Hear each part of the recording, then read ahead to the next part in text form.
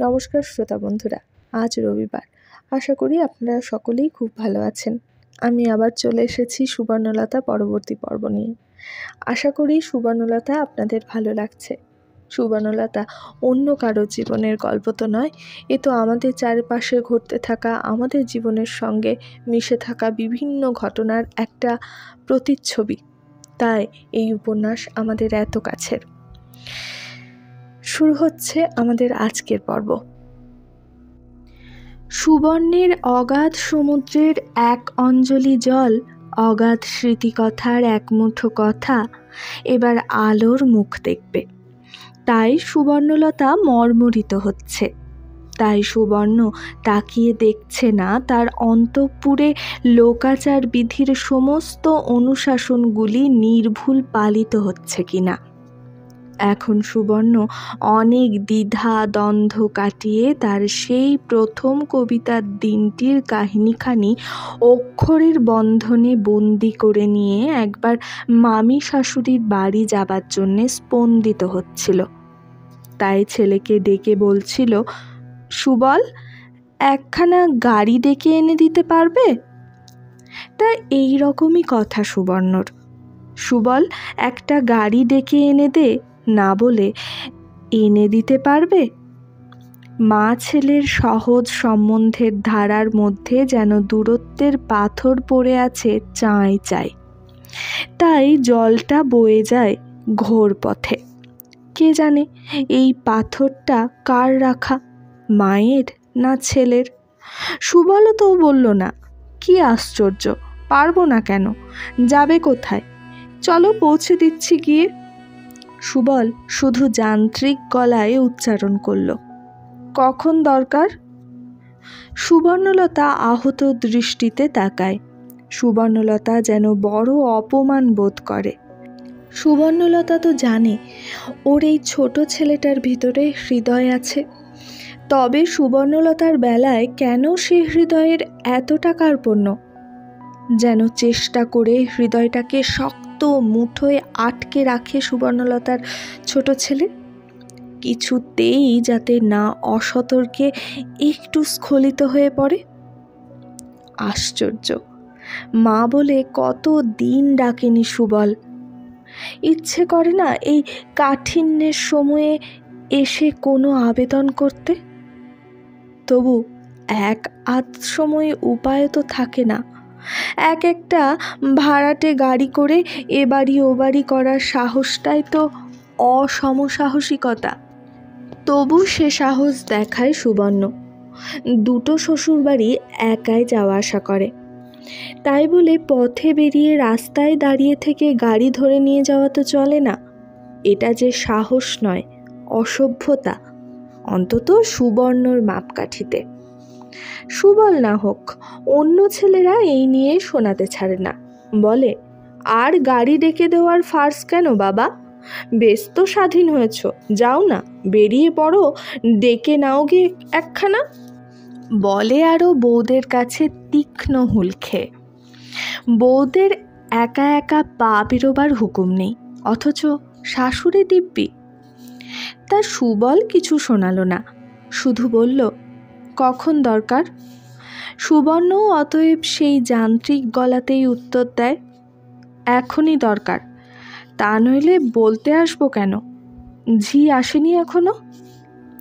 কথা শেষ হয়নি, হঠাৎ বুকটা ধড়াস করে ওঠে সুবর্ণর। নিচে ও কার গলা? যোগু বড়ঠাকুরের না? কেন এমন অসময়ে কেন উনি? তবে কি বলতে এসেছেন? ও বই উনি ছাপাতে পারবেন না? পড়ে কি বিরক্ত হয়েছেন? অবাক হয়েছেন সুবর্ণর নির্লজ্জতায়? কিন্তু সেই নির্লজ্জতার বিস্ময়ে অমন গলা ছেড়ে বাদ বিতণ্ডা করবেন? কার সঙ্গে করছেন? একটা হিন্দুস্থানির গলা না? গাড়োয়ান, পয়সা নিয়ে কচকচি করছেন? আর বেশিক্ষণ ভাবতে হয় না। ছাপাখানার মালিক জগন্নাথচন্দ্রের হেরে গলা আকাশে ওঠে। সুবল, কই রে সুবল? এই যে বৌমা, তুমি এসে গেছো। তোমার বই এনে দিলাম, 500 কপি ছাপিয়েছি, বুঝেছ?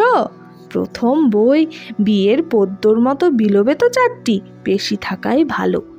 উঠে বেটা কি কম শয়তান, ওই কখানা বই এ পাড়া ও পাড়া করতে কিনা 6 পয়সা চাই, 4 পয়সার বেশি হওয়া উচিত বলো তো বৌমা? রাগ করে দুয়ানিটাই ছুঁড়ে দিলাম, বলি নে বেটা পান খেগে যা। এই বাক্যস্রোতের মাঝখানে বকুল এসে নীরবে জ্যাঠাকে প্রণাম করে। তাদের যোগু জ্যাঠামশাইয়ের এমন অসময়ে আবির্ভাবের কারণ ঠিক অনুধাবন করতে পারে না, সঙ্গে ওগুলোই বা কী? তা যোগু কাউকে বেশিক্ষণ অন্ধকারে ফেলে রাখে না, সহর্ষে বলেন, এই যে তোমাদের মার বই হয়ে গেছে, নাও এখন বন্ধু বান্ধবকে বিলও, সার্থক মা তোদের। লোকের কাছে বলতে কইতে মুখ উজ্জ্বল, ছাপাখানার লোকেরা তো শুনে তাজ্জব। বলা বাহুল্য, বকুল এর বিন্দু বিসর্গও বুঝতে পারে না। মার বই, সেটা আবার কি জিনিস? তাই অবাক হয়ে মার মুখের দিকে তাকায়। বাক শক্তি হারিয়ে ফেলেছে সুবর্ণ। বই ছাপা হয়ে গেছে। ছাপা এত শিগগির হয়? নতুন পরিচ্ছেদটা আর দেওয়া গেল না তাহলে। না যাক, কিন্তু কোথায় বই? ওই ঝুড়িটায়, যে ঝুড়িটা সিঁড়ির তলায় বসানো রয়েছে।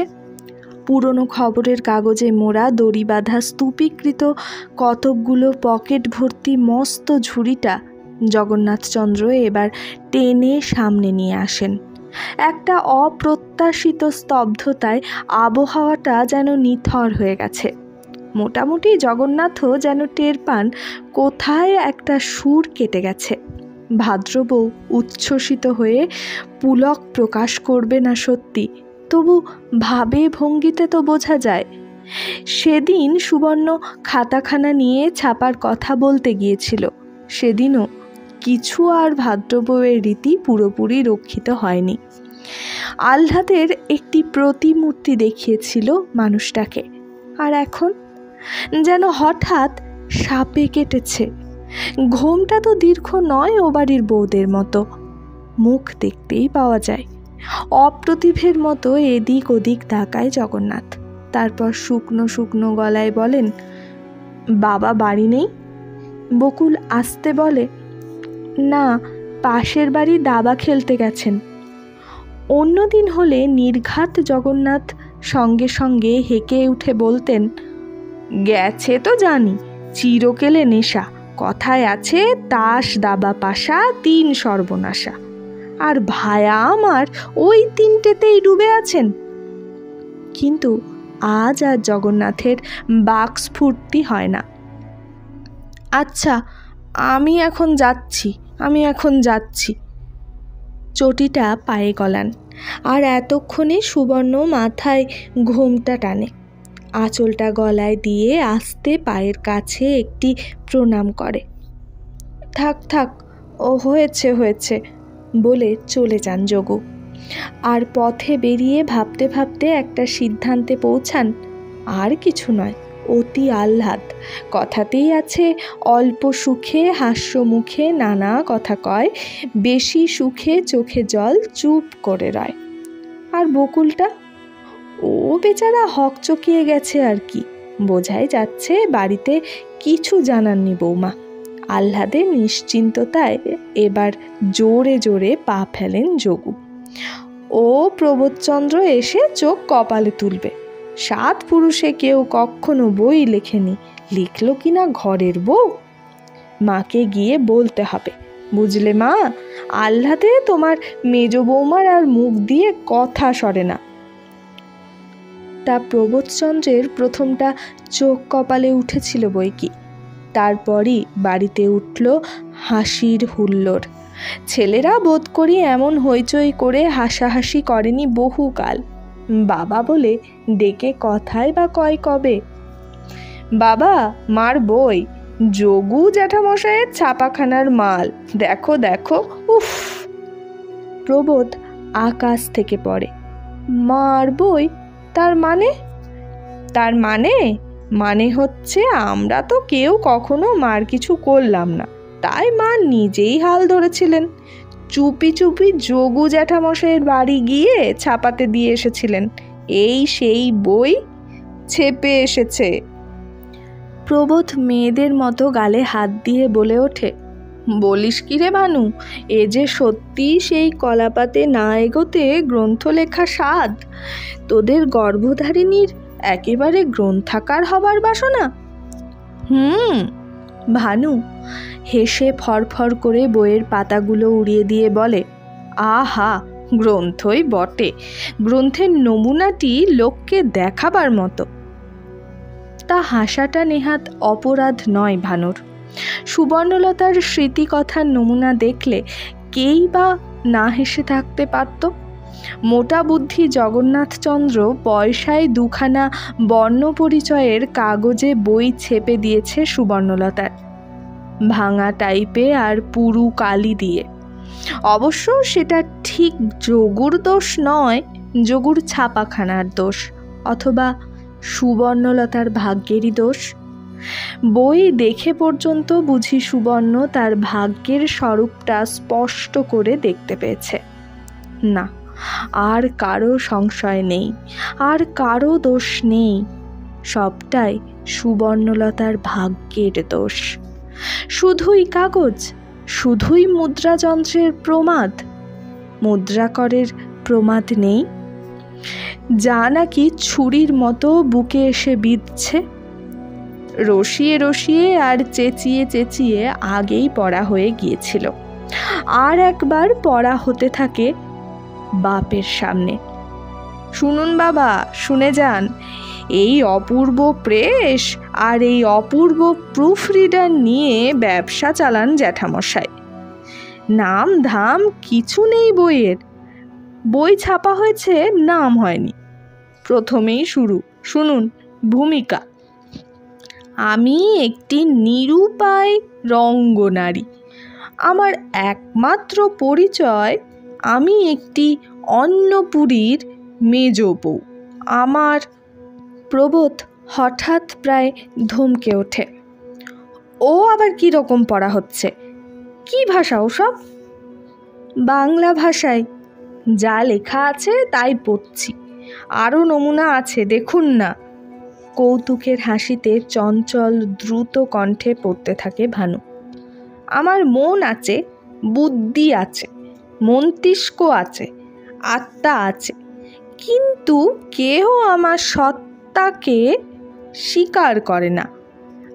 আমি যে, খুক খুক করে একটা হাসির শব্দ শোনা যায়। বউয়েরা হাসছে, মুখে কাপড় চাপা দিয়ে। ভানুর ভঙ্গিতেও যে হাসির খোরাক। কিন্তু হঠাৎ একটা বিপর্যয় ঘটে যায়, একটা অপ্রত্যাশিত ঘটনা ঘটে। কোথায় ছিল সুবর্ণলতা?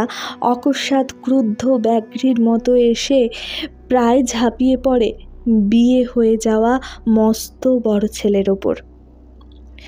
ব্যাঘ্রীর মতোই একটা গোঁ গোঁ শব্দ শোনা যায় সুবর্ণলতার গলা থেকে। বইখানা কেড়ে নিয়ে কুচি কুচি করছে।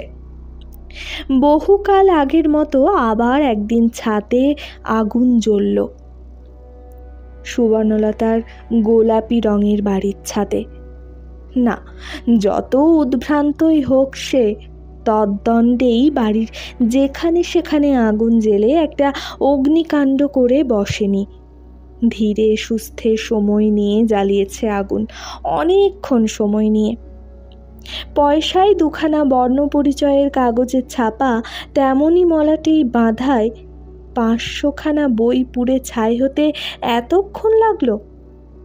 না, সেগুলো বেশি সময় নেয়নি।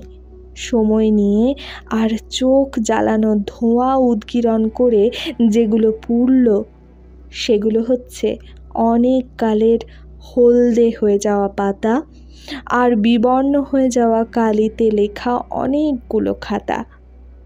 সদ্য কেনা চকচকে মলাটের খাতা, খাতার রাশি। ধ্বংস হয়ে গেল আজীবনের সঞ্চয়, নিশ্চিহ্ন হয়ে গেল চিরকালের গোপন ভালোবাসার ধনগুলি। সুবর্ণলতার আর কোনো খাতা রইল না। যে খাতাগুলি দীর্ঘকালের সঙ্গী ছিল, তিলে তিলে ভরে উঠেছিল বহু সুখ দুঃখের অনুভূতির সম্বলে। লোকচক্ষুর অন্তরালে কত সাবধানেই লেখা আর তাদের রাখা। একখানি খাতা সংগ্রহের পিছনেই ছিল কত আগ্রহ, কত ব্যাকুলতা, কত চেষ্টা আর কত রোমাঞ্চময় গোপনীয়তার ইতিহাস। হাতে পয়সার অভাব তার কখনোই ছিল না, এ কথা সত্যি। উমাশশীর মতো, বিন্দুর মতো দুঃখময় শূন্য হাতের অভিজ্ঞতা কদাচনা। প্রবোধের ভালোবাসার প্রকাশই ছিল খরচা করো বলে কিছু টাকা পয়সা হাতে গুঁজে দেওয়া। কিন্তু দেওয়াটা লোকের চোখের আড়ালে হলেও সেই খরচটা তো আড়াল দিয়ে হওয়া সম্ভব ছিল না। সুবর্ণ তো আর নিজে দোকানে যাবে না, কাউকে দিয়ে আনানো। তা সদর রাস্তার পথ ধরে যে বেরোবে আর ঢুকবে, সে মশা মাছি হয়ে করবে না সেই কাজটা। প্রথমবার যখন সুবর্ণ অবোধ ছিল, অতএব অসতর্কও ছিল, দুলোকে আনতে দিয়েছিল মলাট বাঁধানো খাতা একখানা। সহস্র কথার জনক হলো সেই খাতা। কেন, কি দরকার? এমন দামি আর শৌখিন খাতা কোন কাজে লাগবে? পয়সা থাকলে ধোপা গোয়ালার হিসেবও তাহলে 4 আনা 6 আনার খাতায় ওঠে, ইত্যাদি ইত্যাদি। সেই থেকে সাবধান হয়ে গিয়েছিল সুবর্ণ। গোপনীয়তা সে ভালোবাসে না, কিন্তু এমন উদ্ঘাটিত হতেও ভালো লাগে না। তাই ঘরের জানালা থেকে পাশের বাড়ির একটা ছোট ছেলের হাতে সুকৌশলে খাতার পয়সা এবং তার ঘুড়ি লাট্টুর পয়সা চালান করে করে মাঝে মাঝে খাতা আনত। বাঁধানো রুল টানা খাতা। লোকচক্ষুর অগোচরে আনিয়েছে তাদের মালিক, লোকচক্ষুর অন্তরালেই রেখে দিয়েছে। লালন করেছে হৃদয় রস দিয়ে, পুষ্ট করেছে জীবন বেদনার আবেগ দিয়ে। কতদিন কত নিভৃত ক্ষণে ভালোবাসার হাতে হাত বুলিয়েছে তাদের গায়ে, ভালোবাসার চোখে তাকিয়েছে, যেন তারা শুধু প্রাণতুল্য কোনো বস্তুই নয়, প্রাণাধিক কোনো জীবন্ত প্রিয়জন। সেই তাদের অহংকার হলো। আলোর মুখ দেখতে চাইল তারা। অন্ধকারের জীব তোরা কিনা আলোর মুখ দেখবার বাসনা। অতএব পেতে হলো সেই দুঃসহ স্পর্ধার শাস্তি। সেই ভালোবাসার হাতই তাদের গায়ে আগুন লাগালো। সেই ভালোবাসার চোখই নিষ্পলক বসে বসে দেখল তাদের ভস্ম হয়ে যাওয়া। ছাদের সিঁড়ির দরজাটা বন্ধ করে দিয়েছিল সুবর্ণ। ভেবেছিল এই নৃশংস হত্যাকাণ্ডের সাক্ষী না থাকে, কিন্তু সিঁড়ির দরজাটায় ছিটকিনি আলগা ছিল। দরজাটা ধরে টানতেই খুলে গিয়েছিল, তাই রয়ে গেল একজন সাক্ষী। হঠাৎ স্তব্ধ দুপুরে কাগজ পোড়া গন্ধে আশঙ্কিত হয়ে এঘর ওঘর দেখে ছুটে ছাতে উঠে এসেছিল সে। দরজাটা টেনে খুলেছিল আর স্তব্ধ হয়ে গিয়েছিল। ওখানটায় চিলেকোঠার দেওয়ালের ছায়া পড়েছিল, তাই এই প্রচণ্ড রোদের মাঝখানেও সুবর্ণর মুখে আগুনের আবার ঝলক দেখা যাচ্ছিল। সেই আভায় চিরপরিচিত মুখটা যেন অদ্ভুত একটা অপরিচয়ের প্রাচীর নিয়ে স্থির হয়েছিল। কিন্তু ওই অপরিচিত মুখটার প্রত্যেকটি রেখায় রেখায় ও কিসের ইতিহাস আঁকা? জীবনব্যাপী দুঃসহ সংগ্রামের, না পরাজিত সৈনিকের হতাশার, ব্যর্থতার, আত্মধিক্কারের? কে জানে কি? যে দেখেছিল তার কি ওই রেখার ভাষা পড়বার ক্ষমতা ছিল? হয়তো ছিল না। তাই মুহূর্তকাল বিহ্বল বিচলিত দৃষ্টি মেলে দেখেই ভয় পাওয়ার মতো ছুটে পালিয়ে এসেছিল সিঁড়ি বেয়ে। তারপর সেই হত্যাকাণ্ডের দর্শক এক নতুন চেতনার অথৈ সমুদ্রে হাতড়ে বেরিয়েছে সেই রেখার ভাষার পাঠোদ্ধারের আশায়। অজ্ঞাত কখনো তার চোখ দিয়ে জল গড়িয়ে পড়েছে। মনে মনে উচ্চারণ করেছে সে, চিরদিন তোমাকে ভুল বুঝে এসেছি আমরা, তাই অবিচার করেছি। তারপর এলো এক নতুন ঢেউ। ঢেউটা আনলেন জয়াবতী, সুবর্ণলতার সঙ্গে যার চিরকালের সখিত্ব বন্ধন। নিত্য দেখা হয় তা নয়, চিঠিপত্রের সেতু রচনা করেই যে হৃদয়ের আদান প্রদান বজায় তাও নয়, অথচ আছে সেই বন্ধন, অটুট, অক্ষয়। সেই শৈশবের মতোই নির্মল, উজ্জ্বল, স্নেহ আর সম্ভ্রমের সীমারেখায় সুন্দর। জয়াবতী এখানে কদাচিৎই আসেন, যদিও বাপের বাড়িতেই থাকেন অধিকাংশ সময়, এবং সে বাড়িটা বড়লোকের বাড়ি। কাজেই তার গতিবিধির ওপর যেমন কোনো নিয়ন্ত্রণাদেশের চাপ নেই, তেমনি আসা যাওয়ার অসুবিধেও নেই। তথাপি যোগাযোগ রাখার কৃতিত্বটা বরং সুবর্ণলতাকেই দিতে হয়। অনেক কাল দেখা না হলে সুবর্ণই গিয়ে পড়ে এক একদিন জয়াবতীর বাপের বাড়ি। প্রবোধ এতে মান অভিমানের প্রশ্ন তুললেও সুবর্ণ সেটা গ্রাহ্য করে না। সুবর্ণ সে প্রশ্নের উত্তরে বলে, ও এসে হবেটা কি? আমার এই নিরবিচ্ছিন্ন সংসারের মধ্যে নিশ্চিন্তি হয়ে দুটো গল্প করবার সময় পায়। এই এটা এই সেটা 14 বার উঠছি আর ছুটছি, তার থেকে আমি যে সংসারের দায় থেকে খানিকটা ছুটি নিয়ে চলে গিয়ে বসি, সেটা অনেক স্বস্তির। ওর তো ওখানে কোনো কাজের দায় নেই। তোমার যদি গাড়ি ভাড়ার পয়সাটা গায়ে লাগে তো বলো, মান সম্মানের কথা তুলতে এসো না। কুটুম বাড়ি, তাতে কি? আপন পর নির্ধারণের বাঁধা সড়ক ধরে কোনো দিনই চলতে পারে না সুবর্ণ। কাজেই ও কথা বলে লাভ নেই। সামান্য একটা অনুষ্ঠানের সূত্রে মুক্তকেশীর সংসার পরিজনের পোষা বিড়ালটি পর্যন্ত সুবর্ণর আপন, আর তার বাইরে দুনিয়ার আর কেউ আপন হতে পারবে না, এই নিয়মে বিশ্বাসী নয় সুবর্ণ। কাজেই মন কেমন করলে সুবর্ণই গিয়েছে প্রবোধের খুঁতখুঁতেমি উপেক্ষা করে। কিন্তু ইদানিং বহুকাল বুঝি যাওয়া হয়নি, তাই জয়াবতী এলেন একদিন। উকিল ভাই কোর্টে যাবার সময় গাড়ি করে এনে নামিয়ে দিয়ে গেলেন, ফেরার সময় নিয়ে যাবেন। সুবর্ণর দাদাও উকিল, আর তারও নাকি গাড়ি আছে। সুবর্ণলতার ছেলেরও গাড়ি আছে, কিন্তু থাক সে কথা। জয়াবতী এলেন, একটা ঢেউ নিয়ে এলেন, সেটাই হচ্ছে আসল কথা। জয়াবতীরা কয়েকজন দল বেঁধে বদ্রিকাশ্রম যাচ্ছেন। সুবর্ণলতাও চলুক না, বাইরের কেউ নয়, জয়াবতীর 2 বোন, একজন ভাজ আর একটি ননদ। তা সে তো সুবর্ণরও ননদ। সঙ্গে যাবে বাড়ির এক পুরনো সরকার আর ওখানকার পাণ্ডা, অতএব দলটা ভালোই। আর জয়াবতীরও খুব ইচ্ছে হচ্ছে সুবর্ণ চলুক। সুবর্ণলতার জ্বরের মতো যাচ্ছে কদিন। সুবর্ণলতা শুয়েছিল, উঠে বসল, বলল, হ্যাঁ যাব। জয়াবতী হাসলেন, দাঁড়া বাপু, আগে বরের মত নে, তবে দলিলে সই কর। যাব বললেই তো হবে না। সুবর্ণ সংক্ষেপে বলে, হবে, তুমি আমার ব্যবস্থা করো। আর কি কি সঙ্গে নিতে হবে, কত কি লাগবে সেটাও। মেজ ঠাকুরপো আবার এতদিনের বিরহে চোখে অন্ধকার দেখবে না তো? জয়াবতী হেসে বলেন, তাড়াতাড়ির কিছু নেই, ভেবে চিনতে বললেই হবে, এখনো মাসখানেক সময় হাতে আছে। সুবর্ণলতা বলে, ভেবে চিনতেই বলছি, ভেবে ভেবেই মরছিলাম কোথায় পালাই, তুমি ভগবান হয়ে এলে। জয়াবতী ভগবান হয়ে এলেন সুবর্ণকে 2 দিনের জন্যে কোথাও পালাবার জায়গা খুঁজে দিতে।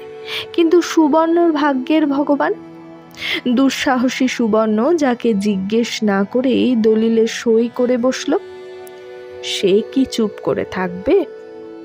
নাকি আহ্লাদে গলে গিয়ে বলবে, তা বেশ তো, এমন একটা সুযোগ যখন এসেছে যাও না, যাওনি তো কখনো কোথাও। তা বললে হয়তো মহত্ব হতো, কিন্তু অত মহৎ হওয়া সবাইয়ের কুষ্ঠিতে লেখে না। বাড়ি ফিরে খবরটা শুনে উত্তাল হলো প্রবোধ।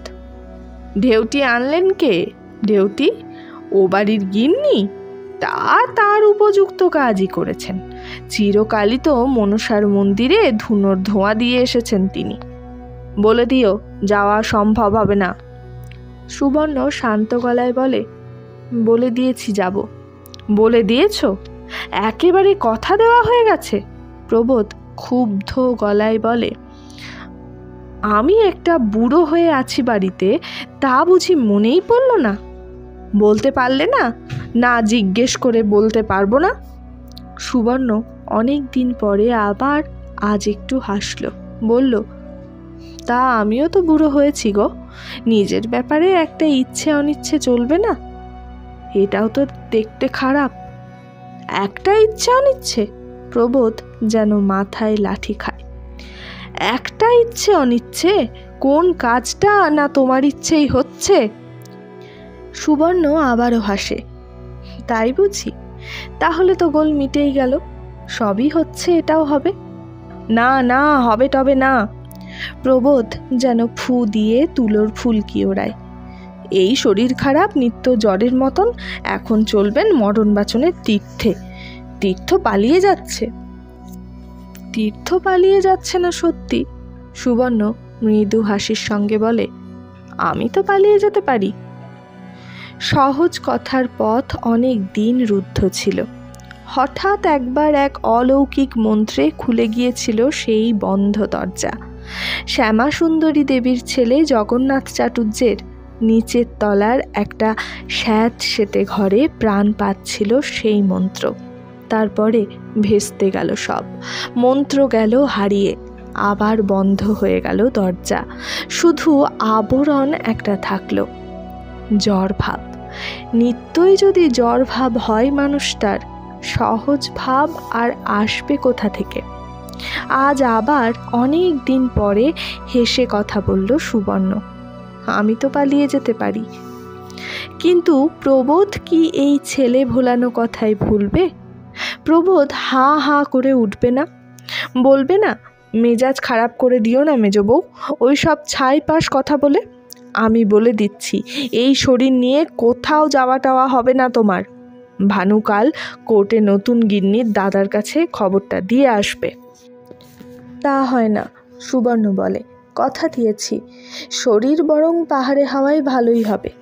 ভালো হবে বললেই হলো? প্রবোধ দু পাক ঘুরে হঠাৎ বলে ওঠে, যাব বলছো মানে? বড় বৌমার ছেলেপুলে হবে না? সুবর্ণ শান্ত গলায় বলে, সে হবে, ওর মার কাছে হবে। ও নিয়ে তুমি পুরুষ মানুষ মাথা ঘামাচ্ছ কেন? আমি মাথা ঘামাবো না? আমি বাড়ির কেউ নই? হঠাৎ জামার হাতটা একবার চোখে ঘষে প্রবোধ, তারপর ভাঙা গলায় বলে, বৌমা বাপির বাড়ি চলে যাবে আর আমি আমার কাজকর্ম ফেলে তোমার ওই ধাড়ি আইবুড়ো মেয়েকে আগলাবো? সুবর্ণর ইচ্ছে হয় চাদরটা মুখ অবধি টেনে পাশ ফিরে শোয়। তবু সেই ইচ্ছে দমন করে আস্তে বলে, আগলাবার কথা উঠছে কেন? ছোট বৌমা তো কোথাও যাচ্ছে না, দুজনে থাকবে। থাকবে? হঠাৎ যেন গর্জন করে ওঠে প্রবোধ। থাকবে কি উড়বে তা ভগবানই জানে। তোমার রাগের ভয়ে বলি না কিছু, বোবা কালা সেজে বসে থাকি। কিন্তু এই বলে দিচ্ছি, তোমার এই ছোট মেয়েটির ভাবভঙ্গি ভালো নয়। পরিমল বাবুর ছেলেটার সঙ্গে তো যখন তখন গুজগুজ। কেন? ওর সঙ্গে এত কিসের কথা? আমি বলে দিচ্ছি মেজ বউ, তুমি যদি তীর্থ করতে উধাও হও, এসে মেয়েকে ঘরে দেখতে পাবে কি না সন্দেহ। হয়তো। সুবর্ণ উঠে বসে। সুবর্ণ প্রবোধের দিকে স্থির দৃষ্টিতে তাকায় একটু, তারপর তেমনি স্থির গলায় বলে, তা যদি দেখি, সে সাহস যদি দেখাতে পারেও, বুঝবো আমার রক্ত মাংস একেবারে বৃথা হয়নি। একটা সন্তানও মাতৃঋণ শোধ করেছে। শুয়ে পড়ে আবার। প্রবোধ সহসা একটা যেন চর খেয়ে স্তব্ধ হয়ে যায়। তারপর ভাবে, বৃথা দোষ দিচ্ছি, মাথাটা খারাপই। ছটফটিয়ে বেড়ায় খানিক, তারপর আবার ঘুরে আসে আর আবারও নির্লজ্জের মতন বলে ওঠে, রাগের মাথায় বলে তো দিলে একটা কথা, কিন্তু সে সব দিক বিবেচনা করে তবে তো পরের কথায় নাচা। হয়তো ঠিক এমনভাবে কথা বলার ইচ্ছে তার ছিল না, তবু অভ্যাসের বশে এছাড়া আর কিছু আসে না মুখে। সুবর্ণ এবার সত্যিই পাশ ফিরে শোয়, শুধু তার আগে আরও একবার উঠে বসে, রুদ্ধ কণ্ঠে বলে, তোমার কাছে হাত জোর করে কটা দিন ছুটি চাইছি, সেটুকু দাও তুমি আমাকে। সব চাকরিরই তো কিছু না কিছু ছুটি পাওনা হয়। তোমার সংসারে এই 36 বছর দাসত্ব করছি আমি, 2 মাসও কি ছুটি পাওনা হয়নি আমার?